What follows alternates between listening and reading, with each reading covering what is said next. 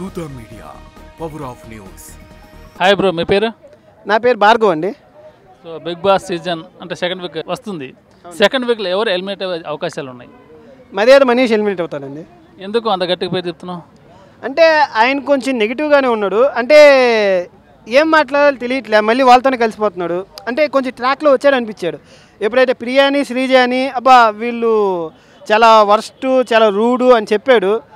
అంత వర్స్ట్ రూడు అంత psychotic persons అని చెప్పిన అతను మళ్ళీ తర్వాత రోజు వాళ్ళతో కలిసిపోయి మళ్ళీ నామినేట్ చేసిన కూడా మళ్ళీ వీళ్ళనే టెనెన్స్నే నామినేట్ చేశాడు.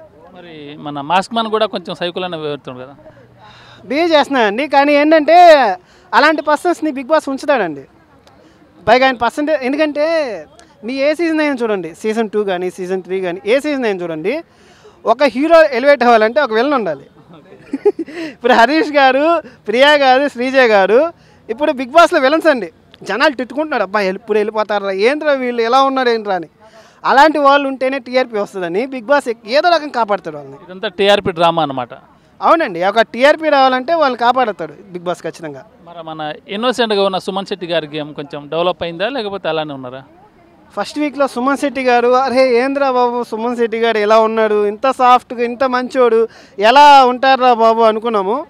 కానీ ఇప్పుడు కొంచెం రైజ్ చేశాడు. సెకండ్ వీక్లో కొంచెం హోప్స్ వచ్చాయి. అండ్ ఇప్పుడు ఓటింగ్లో కూడా టాప్లో ఉన్నాడు. సుమన్ శెట్టి గారు బర్నీ గారు ఇద్దరు ఉన్నాడు టాప్లో. సుమన్ శెట్టి గారే కొంచెం టాప్లో ఉన్నాడు అనిపిస్తుంది ఓటింగ్ చూస్తుంటే.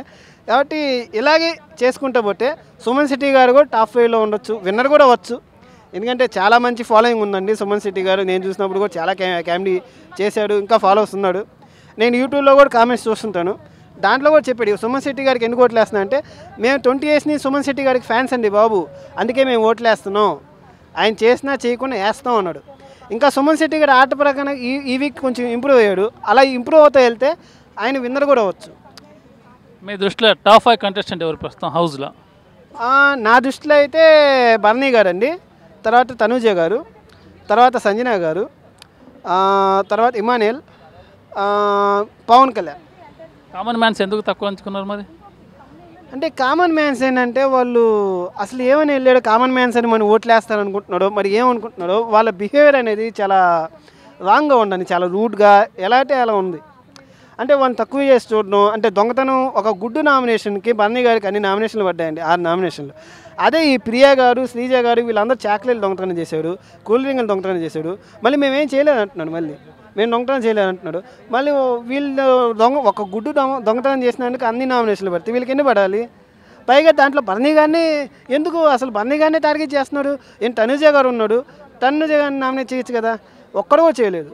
పైగా గుడ్ దొంగతనం చేసిన సంజన గారు మళ్ళీ ఆ కెప్టెన్ అని ఆమె వేయలేక బర్నీ గారు మేము చూపిస్తారా మరి? అది కూడా అసలు ఏం నామినేషన్స్ అసలు నాకు అర్థం కావట్లేదు.